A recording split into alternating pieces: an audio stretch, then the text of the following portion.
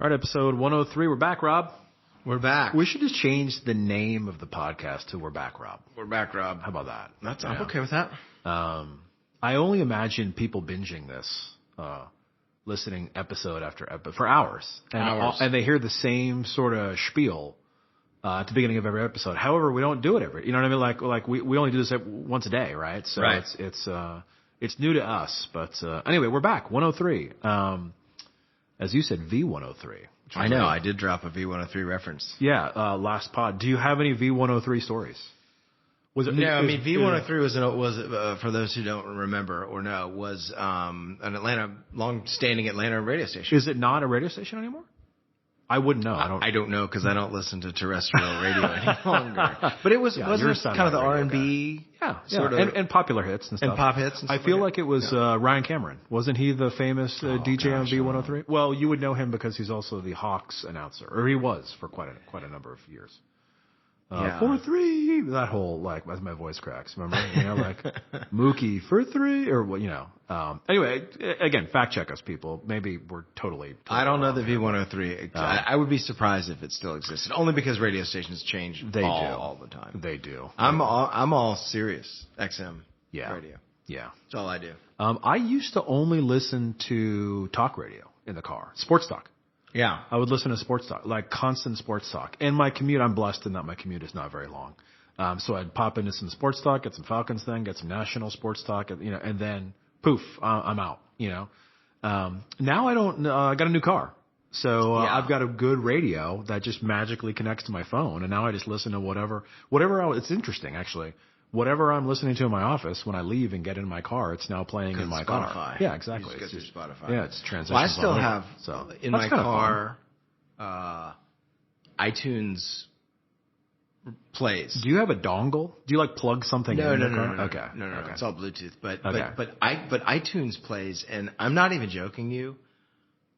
I don't know how many songs are in that library. I don't know where it came from. Yeah, I've got who still knows where it is. My phone does. Yeah, every once in a while my Spotify will not connect, and it'll be like, track 1 of 7,280. And I'm like, are those songs on my phone? It's all songs on your phone. I think the cloud just somehow took over iTunes, and it's there. I used to do Apple Music, but then my family switched to, is long time Spotify. And they're so entrenched they will not leave it, Yeah, I like Spotify.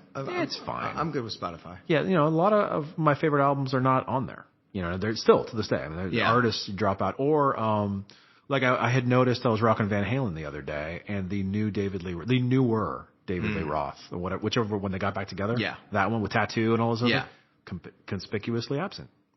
Not, so there's little things like that. I'm okay with that.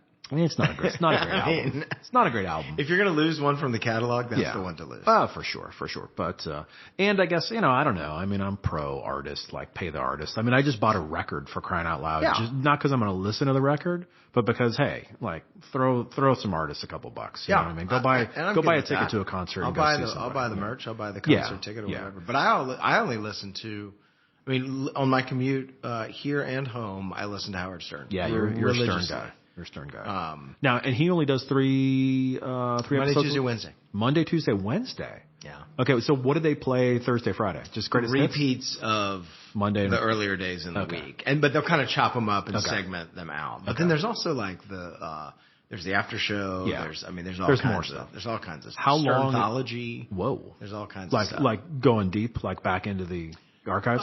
It's Sternthology goes back into the archives, but it also plays their take on what happened in the morning. It's reactions to the morning show. Gotcha. Kind of thing. Gotcha. So, now, how long is each one of those episodes that he records?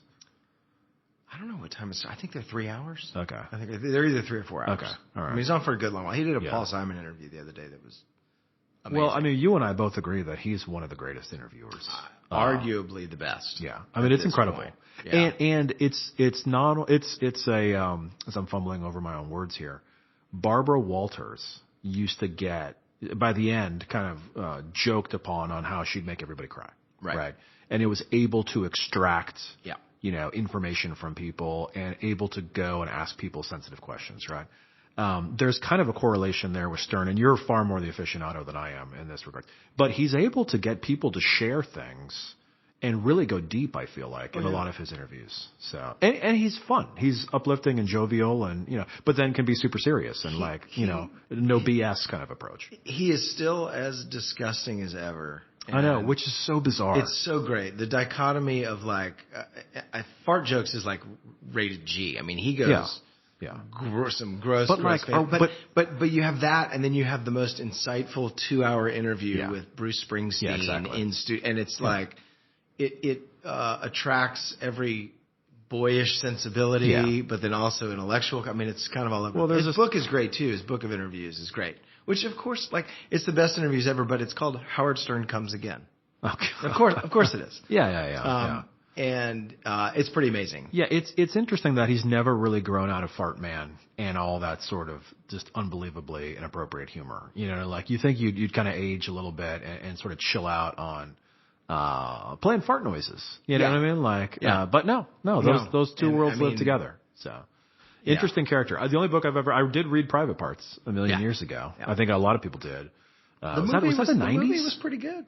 Parts of the movie was pretty good. I mean, I haven't seen that. It was pretty good. I mean, if you're a Stern fan, it's pretty good. It holds up. So. All right. Well, wow. Well, there's a little 5 minutes on radio. We weren't going to jump on and talk about it, but V103 led us down that path. However, I think today's topic does kind of dovetail into radio. Musical artists. It does. And first, let me say Baba Booey. Oh, there you go. Okay. I got to drop one. Just to finish I got to drop one. Just to punctuate the Stern talk. Somebody will hear it somewhere and laugh.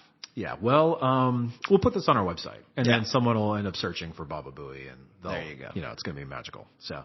But speaking of magical, all the rage, all the news, we can't get away from it. It doesn't matter what corner of the internet you're on, what your hobbies are, what you're interested in. Taylor Swift has permeated all aspects of human life on the entire planet, right?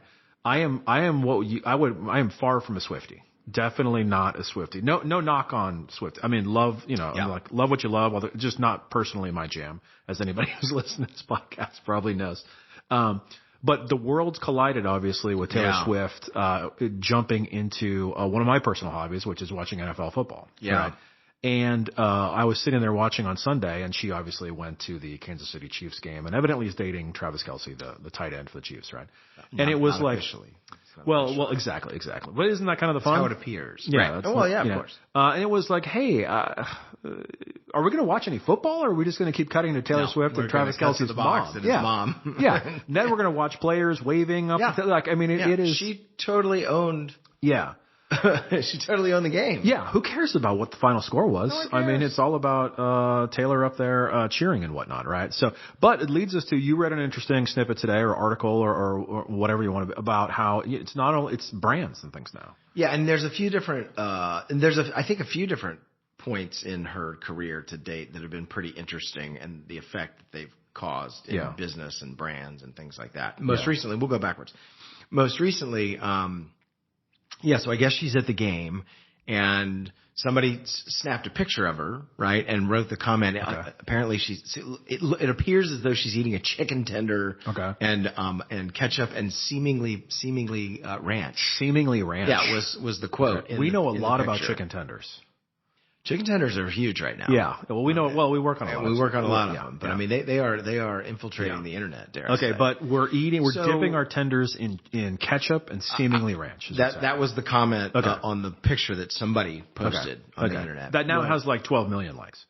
Oh yeah. Probably. Well, and we're on what? We're on Wednesday now, and Heinz has already come out. So Heinz is the official provider of all the condiments. Okay. In Kansas City, right? At Arrowhead. At Arrowhead. So, but they came out today. I mean, and it's all over CNN and all over everywhere. It's you can't get away from Swifties. Yeah. And they have announced they are releasing 100 bottles of Seemingly Ranch. Okay. That they're branding Seemingly Ranch in honor of Taylor Swift. Wow. And I think they're going to do a contest. You can register to win them or whatever else. How long until one of those things hits eBay? As soon as the first person wins. Yeah, I mean, it's the same day, right? Same day it comes out, right? But it's just amazing to me that, obviously backed by Swift's popularity, that a brand in this day and age, and it's great. I mean, this is what sort of digital and all these things have allowed us to do, that a brand can react so quickly like that. Yeah. Right? And well, we joke about moving at the speed of business, and here you are. Yeah. This giant packaged goods company. And just and the PR alone out of just doing, I mean, it costs them nothing. Yeah, nothing. And the PR alone that they will get out of that is incredible. Not only the PR that they'll get, but if Swiftie points her army at you, oh my word, you better look out. Yeah, or embrace it, depending on where you fall. But I mean, you've got to figure that out of her, I mean, I don't know how many millions or tens of millions of fans she has, but she has all the fans. Yeah. Well, they all eat Heinz ketchup starting like today. Yeah, exactly. Yeah. Like Hunt's. Yeah. No, we're dead here. Hunt's is dead. Well, we've done a previous pod about the power of celebrity endorsement and is it worth it and stuff like that. And I think part of, not to sum up a podcast in 5 seconds, but part of it is it's got to be the right person, right? And not to dovetail off of Taylor Swift, but the guy that started Rick and Morty, I know you're not a big cartoon guy, but Justin Roiland, right? Super successful writer, Adult Swim, created a show, multiples. He had his Dave Chappelle moment, right? Yeah. Oh, we're doing this little cartoon, and all of a sudden blew up. We got a 10-year subscription. I totally freaked out. I don't know how to write it anymore. You know what I mean? Like how the whole. Anyway, super popular franchise. I mean, you're a bad person. Oh, you're running around, you're touching. He's doing bad things. Okay. Like, you're out. You know what I mean? So all these brands that had tied on to Adult Swim and this and that, it's like, what do we do? And then also, oh my God, we sunk like tens of $100 million into this thing to make more cartoons, now they're in the news because that season's coming back again. And the big news is obviously he's not part of it. Yeah. Right? And he also did the voices. Right. So everyone's like, oh my God, we got to listen.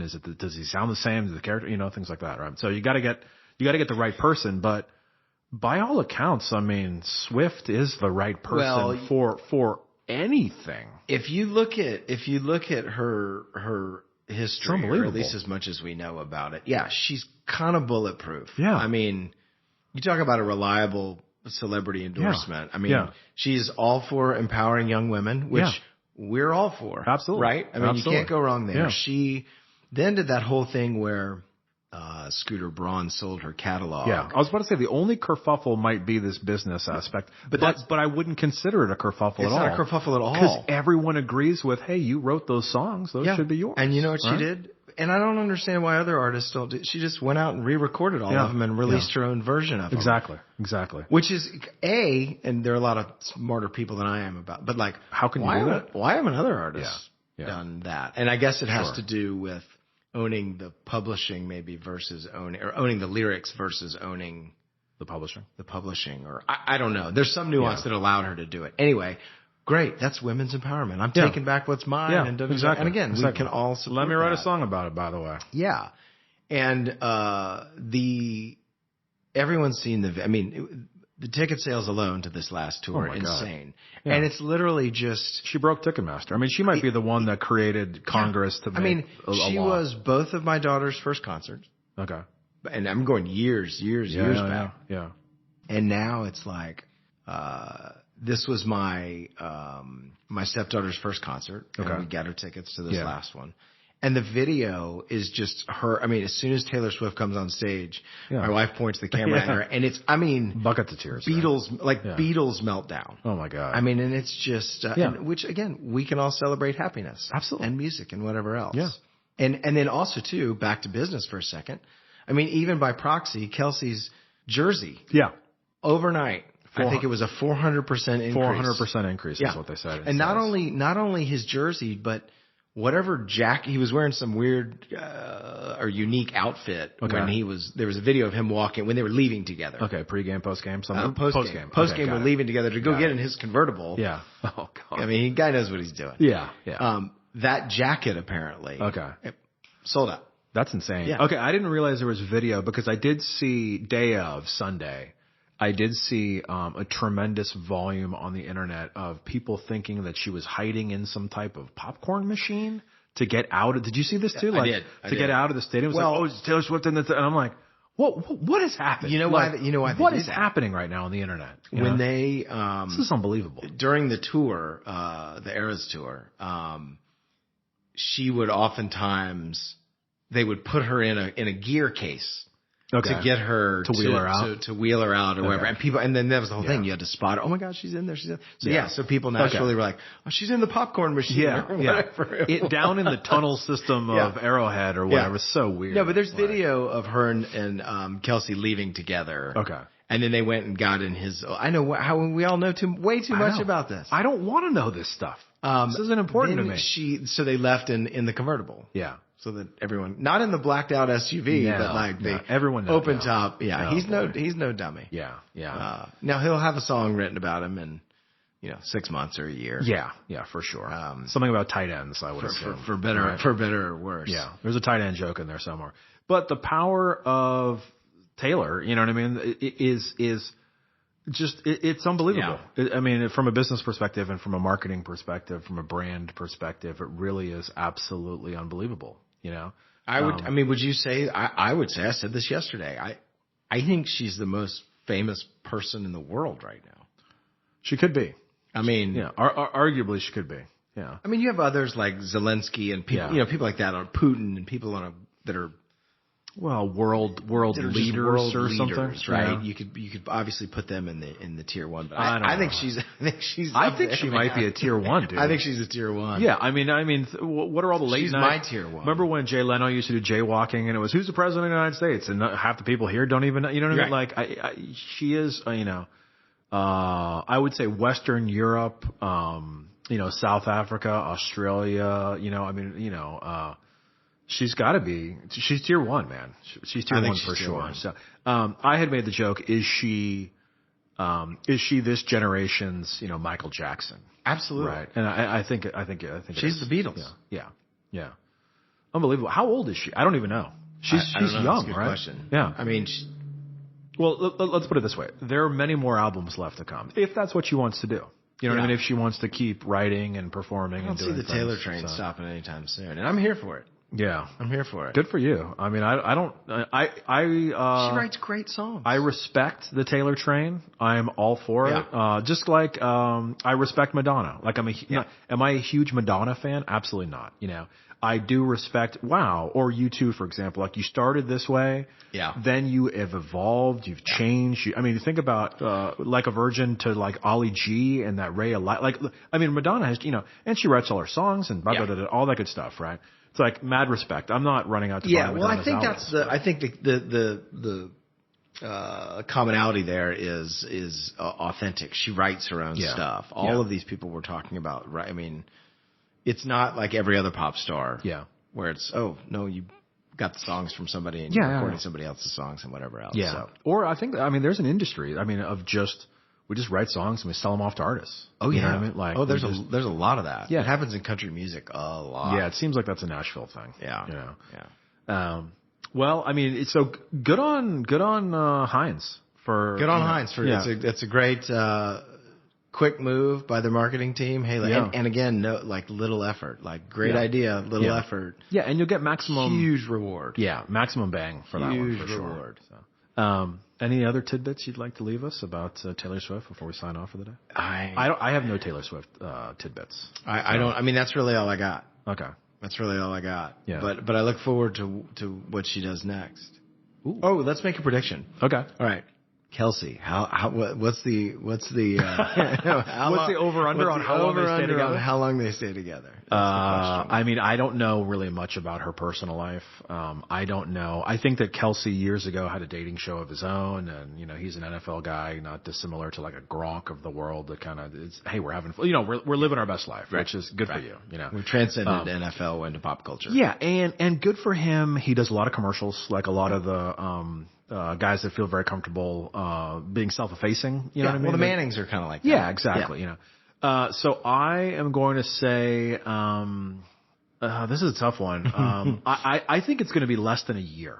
I don't think they're going over a year. I don't think they're going over a year. So are we saying this time, 2024? Summer 2024 it's done with?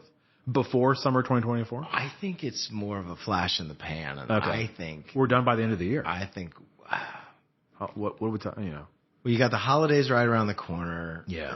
Are they going to ramp up for the holidays or not? I think they do. I think they ramp up. I think they ride this thing through the holidays, but I say come springtime. Springtime. Yeah. Okay. I'm going to say around April 17th. Okay. Wow. Okay, that's a very specific date that I'm familiar with. Also in a great song lyric, right? Sublime. Is it in a Sublime song? It's in Sublime. Whoa, I didn't know that. No, I was thinking about A Love Extreme, our guy Benji Hughes. Oh, that's right. Yeah, there's a song called. Yeah, isn't it called? I don't know if that's the name of the song, but I know it's a part of the song. I think it's in the Sublime song about the riots. Okay. I think somebody fact check me, but I'm pretty sure it is. I think it's April 24th. Maybe it is April 20th, 1992. So, I don't know. I know what you're talking about. Yeah. Anyway. Let's go rock some Sublime after this. Yeah. All right, everybody. Well, where can people find us and chat us up and discourse about Swifties? At the next Taylor Swift concert, of course, we'll be there. Yeah. Front row. No, you can find us at mocktheagency.com, of course, and then on all the socials as well at Mock the Agency.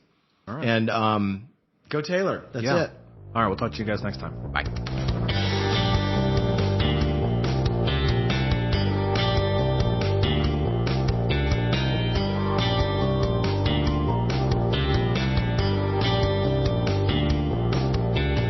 Mock the podcast.